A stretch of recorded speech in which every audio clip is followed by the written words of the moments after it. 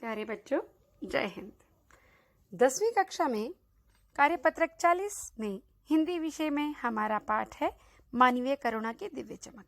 इसका एक गद्यांश हम पढ़ चुके हैं और फादर कामल बुल्के के जीवन के बारे में भी जान चुके हैं कि जो संकल्प से सन्यासी थे लेकिन फिर भी सन्यासियों की तरह नहीं थे, लोगों से मिलते जुलते थे, बड़ा प्रेम और आत्मीयता से भरा संबंध था। उनकी आंखों में सभी के लिए करुणा थी, दया थी, प्यार था, ममता थी।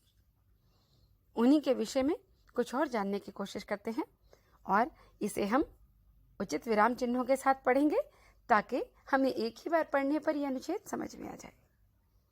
फादर बुल्के संकल्प से सन्यासी थे। कभी कभी लगता है वो मन से सन्यासी नहीं थे। रिश्ता बनाते थे तो तोड़ते नहीं थे।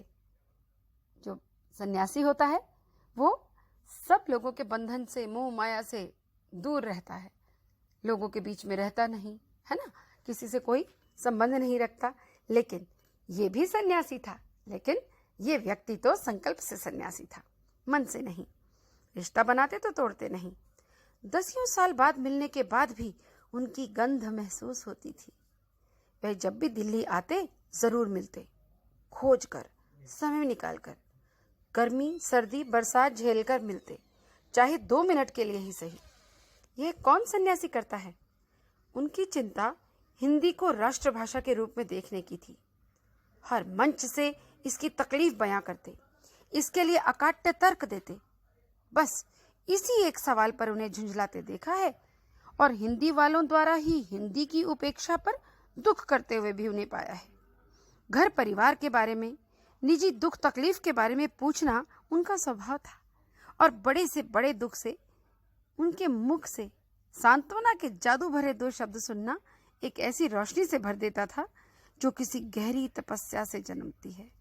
जो तपस्वी होते हैं उनके शरीर के चारों ओर एक आभा मंडल होता है ना, तो यूं लगता था जैसे चारों ओर उनके एक आभा मंडल है। बड़े से बड़ा दुख हो किसी के परिवार में, किंतु वो सांत्वना भरे जब 2 शब्द बोलते तो मन एक नई रोशनी से भर जाता। हर मौत दिखाती है जीवन की नई राह। मुझे अपनी पत्नी और पुत्र की मृत्यु याद आ रही है और फादर के शब्दों से झरती विरल शांति भी।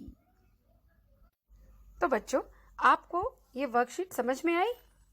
इसमें उन्होंने बताया है कि फादर बुल्के ने हिंदी को राष्ट्रभाषा का दर्जा बनाने के लिए हर मंच से अपनी तकलीफ को बयान किया और उन्हें बड़ा दुख होता था कि भारतवर्ष में, हिंदुस्तान में हिंदी की इतनी बुरी दशा क्यों है, क्यों उसे राष्ट्रभाषा का दर्जा प्राप्त नहीं होता।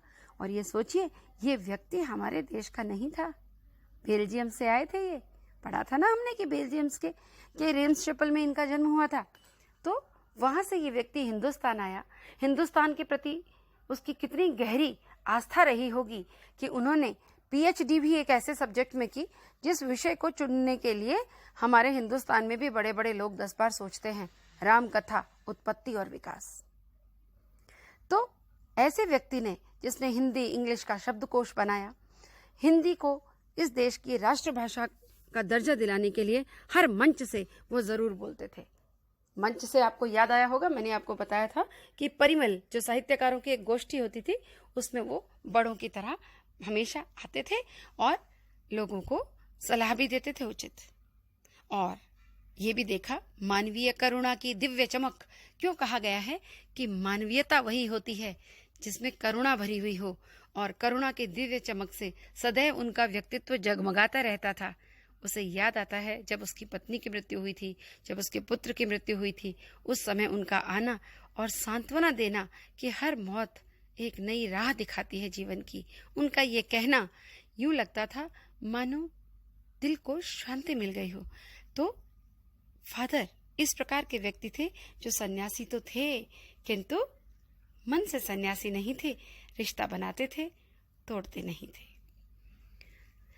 इस गद्यांश से संबंधित कुछ प्रश्न है नीचे।